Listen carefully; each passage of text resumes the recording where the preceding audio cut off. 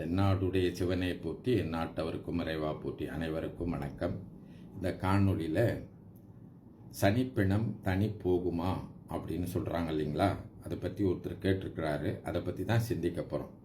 அதாவது ஒருத்தர் சனிக்கிழமை இறந்துட்டா, காரிக்கிழமைன்னு தமிழில் சொல்கிறோம்ல, அந்த காரிக்கிழமை இறந்துட்டா அவங்கள கொண்டு அடக்கம் செய்யும்போது அல்லது அவங்கள சுடுகாட்டுக்கு நாம் கொண்டு போய் அந்த இறுதிச் சடங்குகளை செய்த பிறகு அவங்க அந்த இறந்தவருக்கு துணையாக இந்த கோழி குஞ்சு ஒன்றை என்ன செய்வாங்க, சுடுகாட்டில் காலக்கீறி விட்டுருவாங்க.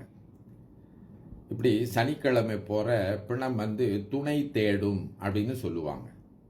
அப்படி துணை தேடுகின்ற போது அது வீட்டில் இறந்த வீட்டில் யாரையாவது துணையாக கொண்டு போயிடும் அப்படின்னு சொல்லி ஒரு அச்சத்தினால அவங்க கோழி குஞ்சை ஒன்று கொண்டு போய் சுடுகாட்டுக்கு கொண்டு போய் காலை கீறி காவு கொடுப்பது போல அந்த கோழி குஞ்சை சுடுகாட்டில் விட்டுருவாங்க. அப்போ இது எந்த அளவில் அறிவுக்கு எட்டுவதாக இருக்கின்றது என்று சொன்னால், இது முழுக்க முழுக்க மூட நம்பிக்கைங்க. அதாவது இறந்தவர் துணைக்கு இன்னொரு உயிரை எடுப்பார் என்று சொன்னால் அவர் கடவுளாக போயிடுவார். கொஞ்சம் பேர் இப்படியே தான் மூட நம்பிக்கையில் நம்பிக்கிட்டு இருக்காங்க. என்ன அப்படின்னு பார்த்தீங்கன்னா, இறந்தவங்க இறந்து போனவங்க அவங்களுக்கு துணைக்கு யாரையாவது ஏதாவது சடங்கு சரியாக செய்யலைன்னா, இல்லை ஏதாவது குறைபாடுகள் இருக்கும்னா, அந்த வீட்டில் தொடர்ந்து இறப்பு அடுத்தடுத்து நடக்குதுன்னு சொன்னால், இறந்தவங்க துணைக்கு ஒருத்தவங்களை கூட்டிக்கிட்டாங்க இல்லை கூப்பிட்டுக்குவாங்க அப்படின்னு சொல்லி அஞ்சுறாங்க.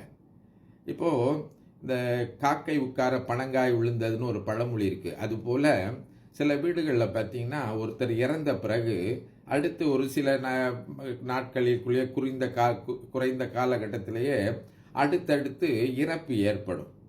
அதுக்கு போய் நீங்கள் சோதிடம் பார்ப்பாங்க, அங்கே பார்ப்பாங்க, இங்கே பார்ப்பாங்க. அவங்க சொல்லுவாங்க இறந்தவர் இறந்த நேரம் சரியில்லை, அப்புறம் செஞ்ச சடங்குல ஏதோ குற்றம் இருக்கின்றது, அவங்களுடைய சாபம் தான் இப்படிலாம் நடக்குது அப்படின்லாம் சொல்லுவாங்க. இந்த இறந்த நேரம்ங்கிறது நாம் உறுதி பண்ணுறது இல்லைங்க, இறைவன் உறுதிப்படுத்தியது இறந்த நேரம். அதனால நாம் இறக்கிற நேரத்தை இறைவன் தான் உறுதி செய்கிறார்னு புரியுது. அப்போ அந்த நேரம் நல்ல நேரமா கெட்ட நேரமா அப்படின்னு கேட்டிங்கன்னா, இறைவன் நமக்கு இந்த உலகத்தை விட்டு உயிர் பிரிவதற்கு ஏற்படுத்தி இருக்கின்ற நேரம் மிகச்சிறந்த நேரம். அதனால தான் நாவுக்கரசு பெருமான் மன்னிக்கணும் ஞானசம்பந்தர் சொல்கிறாரு, நன்று உடையானை தீயது இலானை நரைவள்ளேறு ஒன்று உடையானை. அந்த பெருமான் இருக்கின்றானே, இறப்பு நமக்கு செய்வது கூட நமக்கு நன்மை செய்வதற்காகத்தான் செய்கின்றான். அதனால தான் இறப்பை சங்கரன் இறப்பை செய்கின்ற அந்த இறைவனுக்கு சங்கரன் ஒரு பேர். சங்கரன் என்று சொன்னால் மங்களம் செய்கின்றவன் என்று பொருள். அப்போ அந்த உயிரை நல்ல நிலைக்கு அடுத்த பிறவிக்கு இறைவன் எடுத்து செல்வதற்காகத்தான் இந்த பிறவியில் இந்த உடம்பிலிருந்து உயிரை பிரிக்கின்றான் என்று நம்முடைய சைவம் சொல்கிறது. அதனால் ஒருவருடைய உடம்பிலிருந்து உயிரை இறைவன் பிரிக்கின்ற நேரம் எப்போதும் நல்ல நேரம்தான். அது செத்த நேரம் நல்ல நேரம் இல்லை, செத்த நேரம் நல்லா இல்லைன்னு சொல்லிட்டு அது அறிவியல் உண்மை, அதில் நம்ம மாற்று கருத்து இல்லை. இந்த கோள்கள் மூலமாக நமக்கு சில தாக்கங்கள் ஏற்படுகின்றது என்பது அறிவியல் கூறு, அது உண்மையிலும் உண்மை. ஆனால் இந்த அறிவியல் கூறுபடி ஒன்று சோதிடம் பார்ப்பது உண்மையா இல்லையா, சரியாக பார்த்து சொல்கின்றார்களாங்கிறது ஒன்று. அதுக்கு மேலே இந்த கோள்களினால் நமக்கு வரக்கூடிய சோதிடத்தினால சோதிட கணிப்பின் மூலமாக நமக்கு வரக்கூடியது எல்லாம் மிக நன்மையாகவே தான் அமையும் என்று ஞானசம்பந்த பெருமான் சொல்கின்றார். அப்போ இறைவன் நம்முடைய உயிரை எடுக்கின்ற நேரம் ஒருபோதும் கெட்ட நேரமாக இருக்காது, அது நல்ல நேரமாகத்தான் இருக்கும்.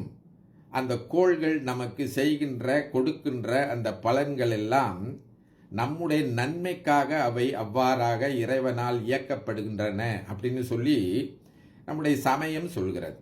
அதனால இறந்த நேரம் சரியில்லை அப்படின்னு சொல்லி அந்த இறந்த நேரத்திற்காக ஒரு பரிகாரம் செய்வது என்பது முற்றிலும் ஏற்புடைய ஒன்று அல்ல. ஏன்னா பரிகாரம் செய்து இறந்த நேரத்தை நாம் மாற்றி அமைக்க முடியாது. பரிகாரம் செய்து இந்த நேரத்துக்கு நீங்கள் இறைவனிடத்தில் போங்க எல்லாம் சரியாக போயிடும்னு சொல்லவும் முடியாது.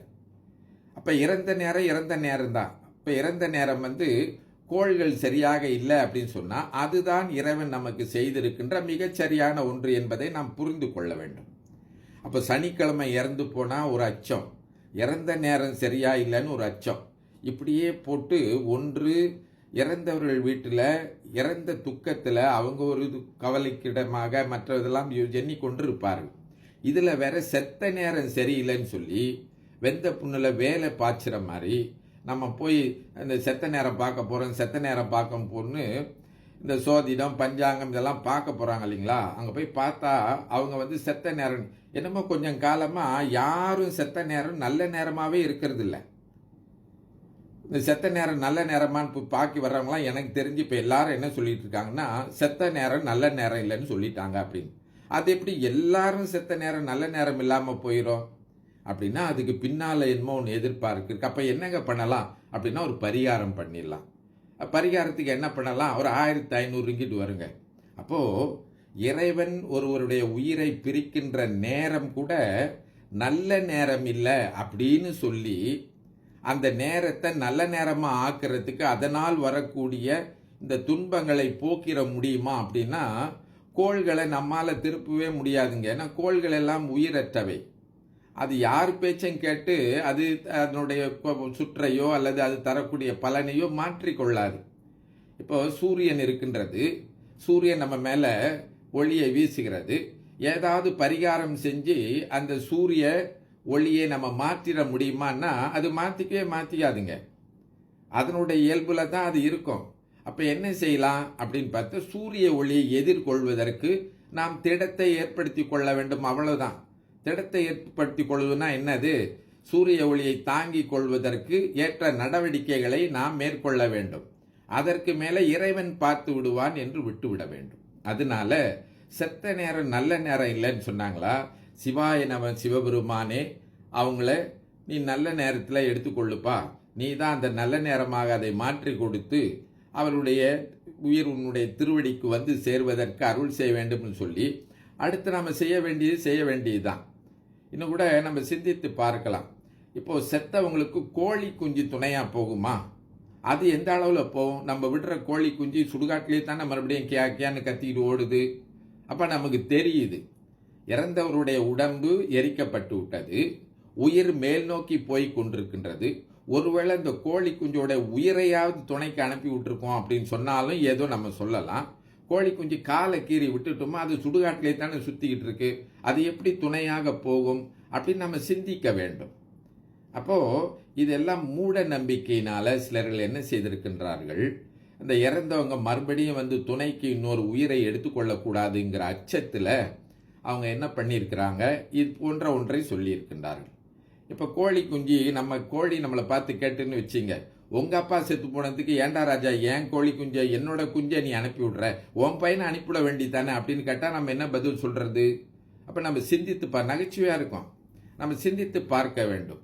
அது எப்படி எங்கள் அப்பா இறந்து போனால் அவர் உயிருக்கு துணையாக நான் கோழி குஞ்சை அனுப்பி விடுறது? உசுரோடு இருக்கும்போது எங்கள் அப்பா துணையாக யாரை கொண்டிருந்தார்? கோழியை துணையாக கொண்டிருந்தார். நம்மளெல்லாம் ஒருவேளை நம்ம உயிரையாவது நம்ம கொடுத்து நான் உனக்கு துணைக்கு வர்றேன்ப்பா அப்படின்னா அது வேறு இல்லைங்களா? அப்படி போகிறதுக்கும் யாரும் தயாராக இல்லை. கோழியா அது போயும் கோழியா கிடைச்சது அதுவா இழிச்சவாய் இல்லைங்களா? அப்படி சிந்திக்க வேண்டி இருக்கின்றது. அப்போது இந்த இறப்பு என்று வருகின்ற போது அச்சுறுத்துவதற்கே இருக்கிறாங்க. செத்த நேரம் சரியில்லை, எடுக்க போகிற நேரம் நல்ல நேரம் பார்த்து எடுக்கணும். உயிர் போயிடுச்சிங்க, பிணத்தை எந்த நேரம் நல்ல நேரம் பார்த்து எடுக்கிறது அப்படின்னு கேட்டால் இந்த வாகன நெரிசல் இல்லாத நேரத்தில் பார்த்து எடுக்கிறது தான் நல்லது. எல்லோருக்கும் வசதியான நேரத்தில் எடுப்பது தான் அதான் நல்ல நேரம். இப்போ பிணத்தை தூக்கிறதுக்கு என்ன நேரம்? பிணத்தில் தான் ஒன்றுமே இல்லையே, அப்புறம் அதில் என்ன நல்ல நேரம் கெட்ட நேரம் இருக்குது?